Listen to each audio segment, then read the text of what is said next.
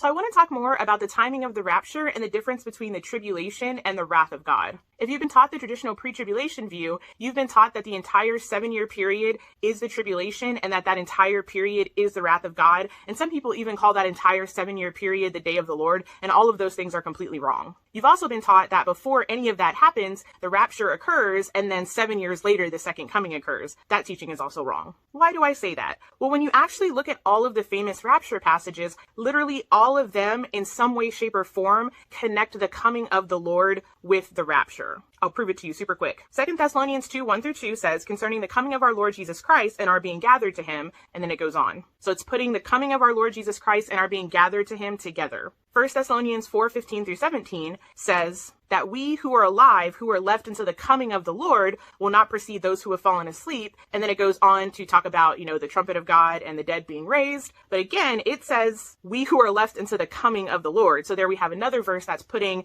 the rapture with the coming of the Lord. The other famous passage in 1 Corinthians 15, the one that talks about the twinkling of an eye and the resurrection. Well, if you look further up in that chapter, 1 Corinthians 15:23, it's talking about the resurrection. And it says, but each one will be raised in the proper order. Christ first of all, then at the time of his coming, those who belong to him. So I don't have time to go through every passage, but they always put the coming of the Lord and this resurrection event and catching up of the saints who are still alive together. So when does this happen? That's the great debate.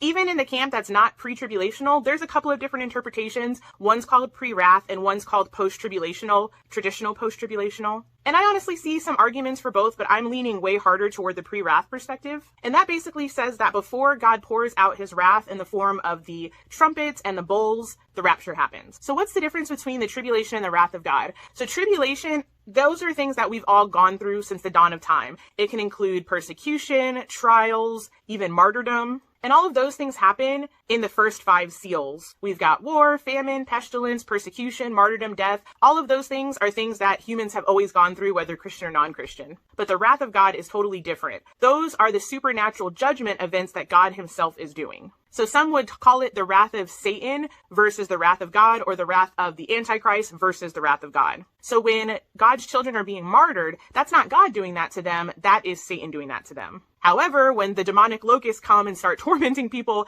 that is specifically coming from God. And those are the kind of judgments that Christians are going to be protected from. I think I'm out of time, so let me know if you have any